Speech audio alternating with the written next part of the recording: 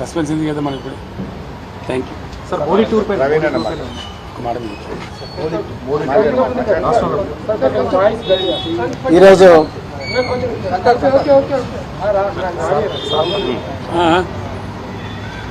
ఈరోజు తెలంగాణ మాజీ ముఖ్యమంత్రి శ్రీ పెద్దలు గౌరవనీయులు శ్రీ కేసీఆర్ గారిని కలిసినందుకు చాలా ఆనందంగా ఉంది.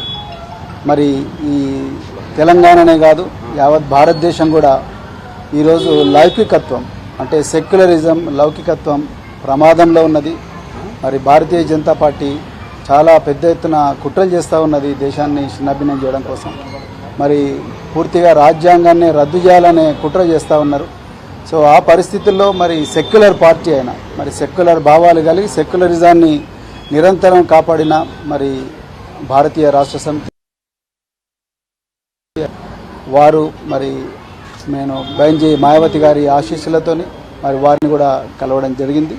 సో ఈ తెలంగాణలో ఈ రాజ్యాంగానికి ప్రమాదం ఏదైతుందో లౌకికత్వానికి ఏదైతే ప్రమాదం ఉందో ఈ బీజేపీ నుంచి తర్వాత మరి ఈ మధ్యనే కాంగ్రెస్ కూడా మరి బీజేపీ లాగానే మారుతూ ఉన్నది. ఈ రెండు పార్టీల నుంచి ముప్పు నుండి మరి తెలంగాణను కాపాడడం కోసం మరి మేము అంటే బహుజన్ సమాజ్ పార్టీ మరి భారతీయ రాష్ట్ర సమితితో కలిపి మరి పార్లమెంట్ ఎలక్షన్లలో కలిసి పనిచేయాలని ఇప్పుడే మరి పెద్దలు గౌరవనీయులు కేసీఆర్ గారి దగ్గర మరి మాట్లాడడం జరిగింది.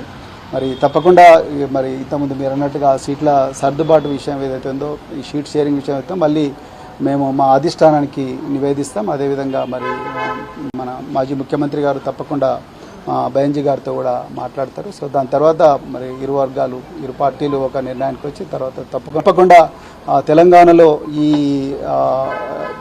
స్నేహం అనేది తప్పకుండా తెలంగాణ ప్రజల జీవితాలను మారుస్తుంది. తెలంగాణ ప్రజల విలువలను ఏదైతే గంగా జమున తహజీబ్ అని అంటున్నామో ఆ విలువలను ఆ సంస్కృతిని తప్పకుండా కాపాడుతుంది. బహుజన వర్గాలందరి జీవితాలు బాగుపడతాయి. ఇలా నిరుద్యోగులు సంతోషంగా లేరు.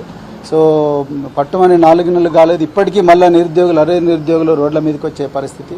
అదేవిధంగా పెద్ద ఎత్తున ఈ లౌకికత్వానికి తూట్లు పొడిచే సంస్కృతి అనేది మరి తెలంగాణలో వస్తూ ఉన్నది. అందుకొరకే ఈ స్నేహం అనేది ఈ ఐకమత్యం అనేది రాబోయే రోజుల్లో తెలంగాణ సమాజాన్ని చాలా గొప్పగా మార్చబోతున్నది. సో చాలా ఆనందంగా ఉంది అలా మరి ఈ విషయం మీతో మాట్లాడుతున్నందుకు.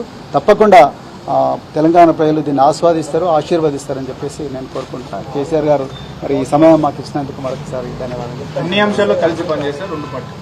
ఇప్పుడు పార్లమెంట్ ఎలక్షన్స్ చెప్తాం.